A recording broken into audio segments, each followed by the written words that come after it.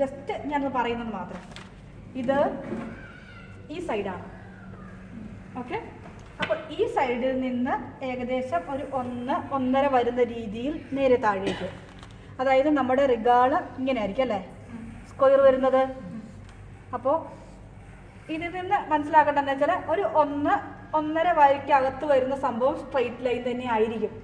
പക്ഷെ നമ്മൾ നോക്കുമ്പോൾ ഇവിടെ നിന്ന് എന്നിട്ട് ഷേപ്പ് ചെയ്യാൻ പാടില്ല. മനസ്സിലായല്ലോ? സ്ട്രെയിറ്റ് ആണെന്ന് തോന്നത്തില്ലാത്ത രീതിയിലുള്ള ഷേപ്പാണ് വേണ്ടത്. എന്നാൽ ഇവിടുന്ന് ഇവിടെ വരെ ഒരേ അളവായിരിക്കണം. മീൻസ് ഇവിടുന്ന് ഇങ്ങോട്ടും ഇവിടുന്ന് ബാക്കിലേക്കും. ഓക്കെ, ഇത്ര വശം രണ്ടും ഒന്ന് തന്നെയായിരിക്കും. ഈ ലൈന് നമ്മുടെ ഈ സ്റ്റിച്ചിങ് ലൈനാണ്, ഷോൾഡർ. ഓക്കെ, അപ്പോൾ ഇവിടുന്ന് ഷോൾഡറിൻ്റെ ആ സൈഡിൽ നിന്ന് സ്റ്റിച്ചിങ് ലൈനിൽ നിന്ന് ഏകദേശം നമ്മുടെ അളവാണ് ഒരു 2 ഇഞ്ചൊക്കെ വരും. അതുകൊണ്ട് ഞാൻ പറഞ്ഞത് മെഷർമെൻറ്റ് ഒരു പെർമനൻ്റ് അത് 1-2 എന്നല്ല. ഇതിന് ഞാനൊരു 1.5 ഇഞ്ച് പറയുന്നു. ഓക്കെ, ആ 1.5 ഇഞ്ച് വരെ ഷേപ്പ് സെയിം ആയിട്ട് ഇത് നമ്മുടെ സ്റ്റിച്ചിങ് ലൈൻ അല്ലേ. ഈ സ്റ്റിച്ചിങ് ലൈനിൽ നിന്ന് തുണി ഒന്നും കുറയാൻ പാടില്ല. ഓക്കെ, ഇനി ഈ കാണുന്ന വളഞ്ഞ ലൈനിൽ ഏകദേശം ഒരു 2 ഇഞ്ച്, 2 മെഷർമെൻ്റ് അല്ല കേട്ടല്ലോ, ഈ ഷേപ്പിൽ നിന്ന്. ഓക്കെ, ഇവിടുന്ന് അര എന്ന് ഞാനിപ്പോൾ പറഞ്ഞത് അരയാകാം, മുക്കാലാവാം, 1 ആവാം. ഓക്കെ, അപ്പം ഞാൻ ഇവിടുന്ന് ഒരു 2 ഇഞ്ച് മാറ്റിയിട്ട് ഒരു 1/2 കൊടുത്തു. സെയിം ലൈനിൽ തന്നെ നമ്മൾ ഷേപ്പ് കൊണ്ടുപോയി ഇങ്ങനെ സ്റ്റിച്ചിങ് ലൈനിൽ നിന്ന് തുണി പോകാൻ പാടില്ല. മനസ്സിലായോ?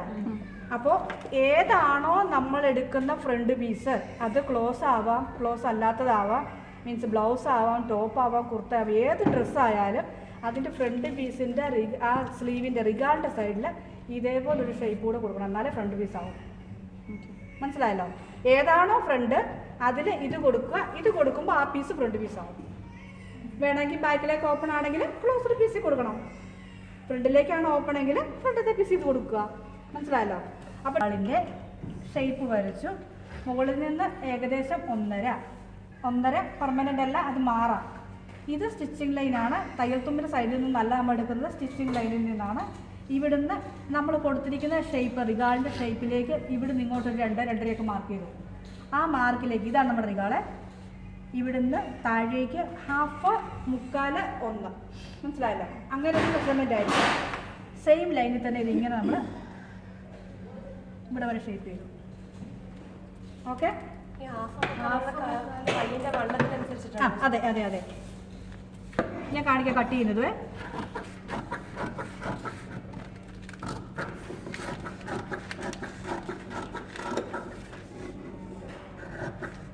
നമ്മളിപ്പോൾ ഫ്രണ്ടും ബാക്കിലൂടെ കട്ട് ചെയ്യുകയാണെങ്കിൽ ഇതായിരിക്കും കട്ട് ചെയ്യുന്നത്.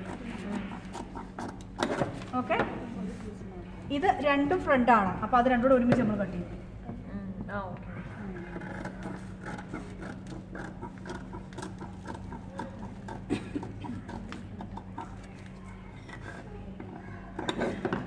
ഓക്കെ, ഈ കാണുന്ന ഷേപ്പാണ് നമുക്ക് വേണ്ടത്.